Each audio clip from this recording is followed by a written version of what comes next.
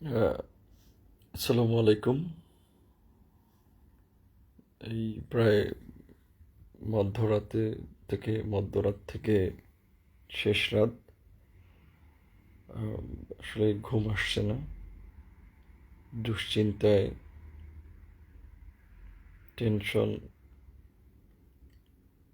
নানান ধরনের চিন্তা ভাবনার কারণে ঘুম আসছে না। যে কারণে ভাবলাম অন্তত 2-4 মিনিট সকলের সাথে কথা বলি।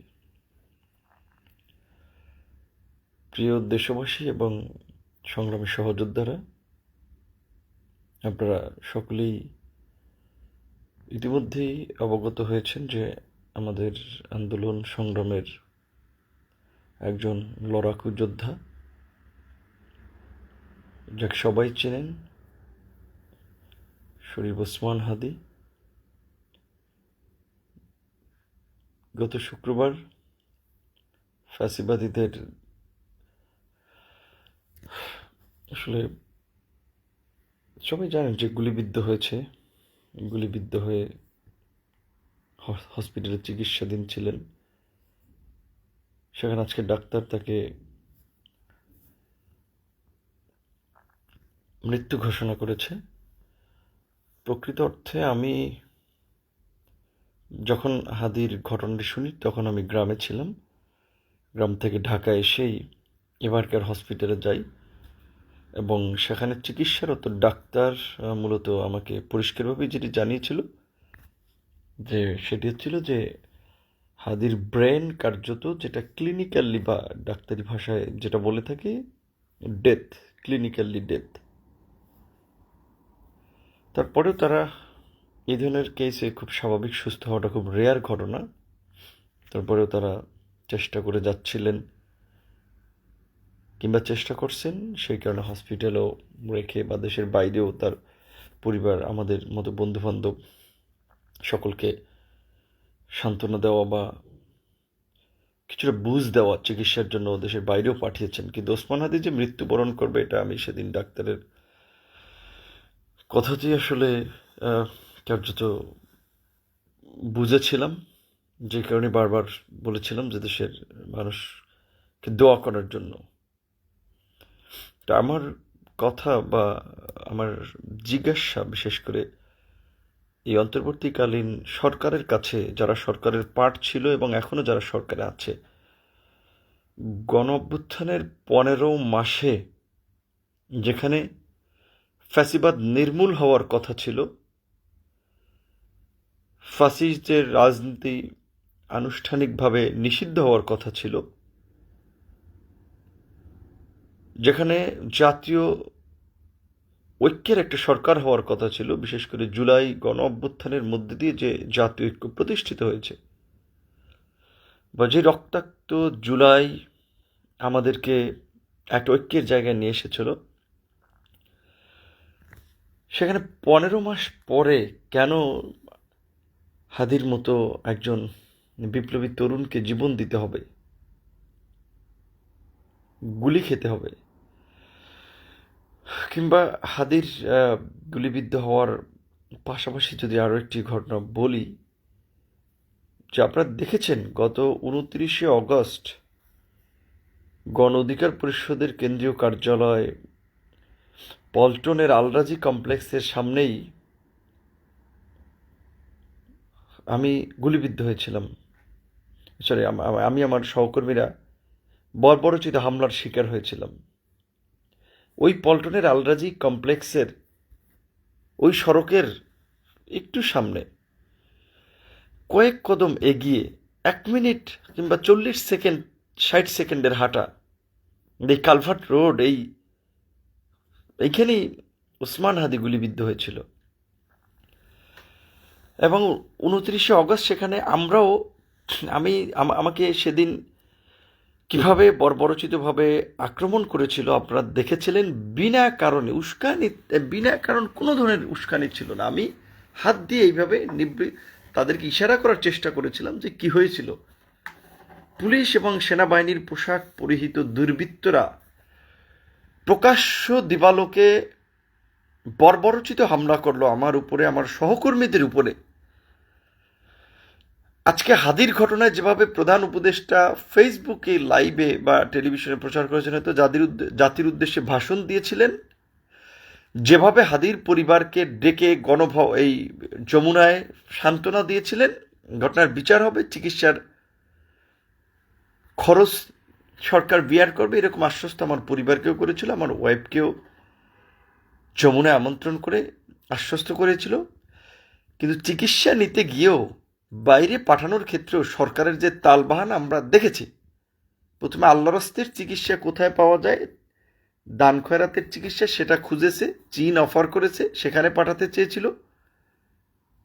তারপরে পাঠানোর ক্ষেত্রে কি কালক্ষেপণ করেছিল সেটা তো দেখেছেন। যাই হোক, তারপরে আমরা বলেছি যে আপনারা না পারলে জানিয়ে দেন, আমরা আমাদের খরচের প্রয়োজনে সিঙ্গাপুর যাব। যাই হোক, আল্লাহ আমাদেরকে রক্ষা করেছে। কিন্তু আপনারা জানেন যে আমার নাকের ডান দিকে বাঁকা। আমি ডক্টর ইউনুস সাহেবকে যেদিন আমাদের জুলাই সনদ স্বাক্ষর হয়, সেদিন জাতীয় নেতৃবৃন্দের উপস্থিতিতে আমি বলেছিলাম যে শেখ হাসিনাকে আমরা ফ্যাসিস্ট বলি, সেই শেখ হাসিনার ফ্যাসিস্টের আমলে এইভাবে আইন শৃঙ্খলা বাহিনী, যাদেরকে আমরা বলি রাষ্ট্রীয় পোশাক পরিহিত বাহিনীর দ্বারা এইভাবে আক্রমণের শিকার হই নেই। তো আপনার সরকারের সময় আমরা হয়েছি। তারপরে মাঝখানে ভুটানের প্রেসিডেন্ট না প্রধানমন্ত্রী আসলো, সেই ডিনার প্রোগ্রামেও ইন্টারকন্টিনেন্টালে বলেছিলাম যে আপনার গঠিত তদন্ত কমিটি, আপনি যে 30 কার্যদিবসের সময় দিয়েছিলেন 29শে অগস্টের পরের ঘটনায়, অগস্টের পরে সেপ্টেম্বর চলে গিয়েছে, অক্টোবর চলে গেছে, নভেম্বর চলে গেছে, ডিসেম্বরও যায়, প্রায় 3.5 মাস হয়েছে। এখন পর্যন্ত আমরা সেই 29শে অগস্টে পোশাক পরিহিত সেনাবাহিনীর পোশাক পরিহিত, পুলিশের পোশাক পরিহিত দুর্বৃত্তরা এবং দুর্বৃত্তদের সহযোগী যারা আপনারা দেখেছেন, বাঁশ দিয়ে ঘাই মেরেছে আমাদেরকে হত্যার জন্য, আমাকে হত্যা করার জন্য। এবং ওই পল্টনের কালভার্ট রোডেই হাদিকে গুলি করেছে।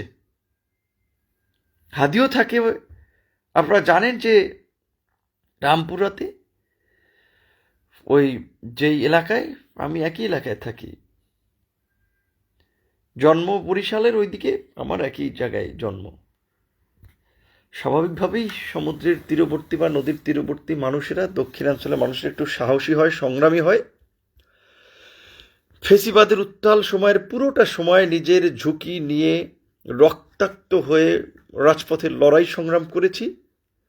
আজকে যে হাতে ধরে এই যে এখন লাইভে আসলাম, কষ্টে মনে হচ্ছিল শ্বাস নিতে পারছি না, শ্বাস করতে কষ্ট হচ্ছিল। অনেকক্ষণ ভেবে চিন্তে কথা বলবো, কি বলবো, কার কাছে বলবো। তো তারপরে হাতে ধরে একটু লাইভে কথা বলার জন্য, কষ্টটাকে হালকা করার জন্য আসলাম। যে এখন তো আর, আগে আপনারা জানেন আমার সোশ্যাল মিডিয়ার, বিশেষ করে এই পেজে যারা ছিলেন, আগে আপনারা প্রায় আমার লাইভ দেখতেন, কথা শুনতেন, ফ্যাসিবাদের বিরুদ্ধে সংগ্রামে মানুষকে উদ্বুদ্ধ করার প্রচেষ্টা দেখতেন। অগস্টের পরে তো আর ওইভাবে ফ্যাসিবাদ নাই, রাজপথের আন্দোলন সংগ্রাম নাই, যেই কারণে আমরা হয়তো ওইভাবে প্রতিবাদে খুব একটা দেখেন না, বা প্রতিবাদে নাই। তো আমি লক্ষ্য করেছি যে এর মধ্যে, যেটা আজকে এক ভাই বলেছিলেন, যে এই গণ অভ্যুত্থানের পরে আমরা অনেকগুলো হাদি পেতে পারতাম, অনেকে হাদি হতে পারতেন, কিন্তু হাদি হয়েছে একটি ছেলেই, একজন হাদি আমরা পেয়েছি।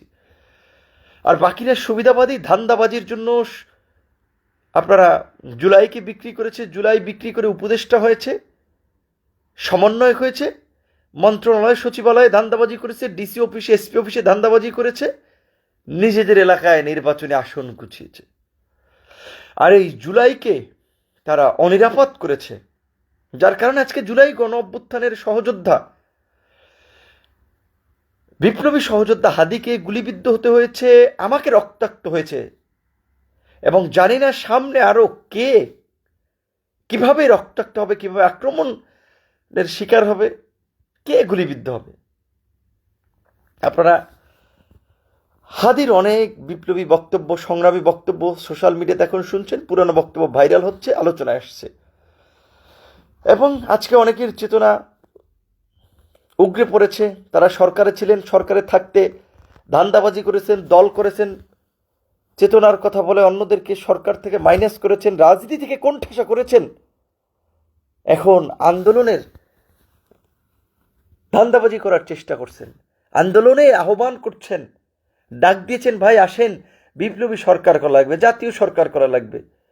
তো যেদিন 5ই অগস্টের পরে আপনারা কেন জাতীয় সরকার করেন নাই, কেন বিপ্লবী সরকার করেন নাই? রাষ্ট্রপতিকে গালি দেন, চুপ্পু বলেন, মস্করা করেন। তো এই চুপ্পুর অধীনে, রাষ্ট্রপতির অধীনে কেন আপনারা সেদিন শপথ নিয়েছিলেন? আপনারা এত বিপ্লবী লোক, এত সংগ্রামী লোক, সেদিন কেন বলেন নাই যে আমরা ফ্যাসিস্টের বড় খুঁটি শেখ হাসিনার মনোনীত রাষ্ট্রপতির অধীনে আমরা শপথ দিব না? সেটা কিন্তু বলেন নাই। বরঞ্চ আমাদের মতো সংগ্রামী যারা আপনাদেরকে তৈরি করেছিলাম, যাদের রক্তের উপরে ভর করে আপনারা, এই জুলাইয়ের উপরে ভর করে, জুলাই বিক্রি করে আপনারা উপদেষ্টা হয়েছিলেন, তারা আমাদেরকে চেনেন নাই। আমাদের সাথে একটু কথা বলার জন্য আপনাদের সময় হয় নাই।